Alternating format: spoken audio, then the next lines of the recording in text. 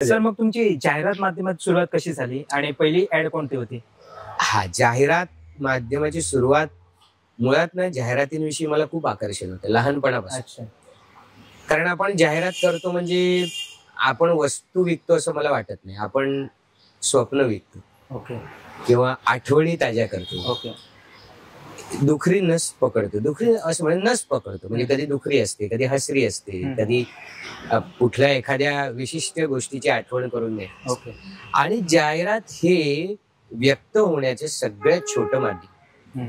20 सेकंदात गोष्ट सांगायची, 30 सेकंदात गोष्ट सांगायची, 45 सेकंदात गोष्ट सांगायची. त्यामुळे हे सगळ्यात कठीण आव्हान. त्यामुळे मला जाहिरातींचं आकर्षण सुरुवात लहानपणापासून होतं. मला धाराची जाहिरात, अच्छा, किती जाहिराती आहेत बघ. जरा खरवडलं तर सगळ्या आठवणी आपल्या जाग्या करणाऱ्या इतकं प्रभावी माध्यम आहे. तर मी जेव्हा पूर्णवेळ अभिनय करायचं ठरवलं, म्हणजे अभिनेता म्हणून कारकीर्द करायची ठरवली, तेव्हा मला असं वाटायला लागलं की आपल्याला या गोष्टीचं इतकं आकर्षण आहे तर आपण त्याचा भाग का असू. आणि मग माझी सुरुवात झाली की मग त्या ऑडिशन्स कुठे होतात, कोणाशी संपर्क साधायचा, आणि मी स्वतः ते सगळं शोधलं. ओके. मी पूर्वी आरामनगर असेल, चार बंगला असेल, त्या ठिकाणी ऑडिशन्स व्हायच्या. मी तिथे जायचो.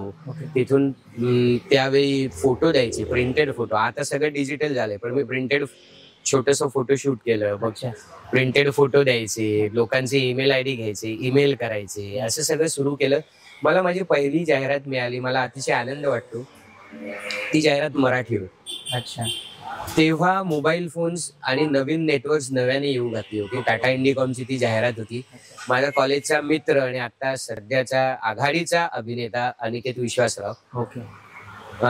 जाहिरातींचा चेहरा म्हणायला सुद्धा हरकत नाही, गिरिजा, ती आणि मी तिघांची अशी ती एक जाहिरात होती. आणि ती माझ्या आयुष्यातली पहिली आणि खरंच खूप विशेष जाहिरात होती.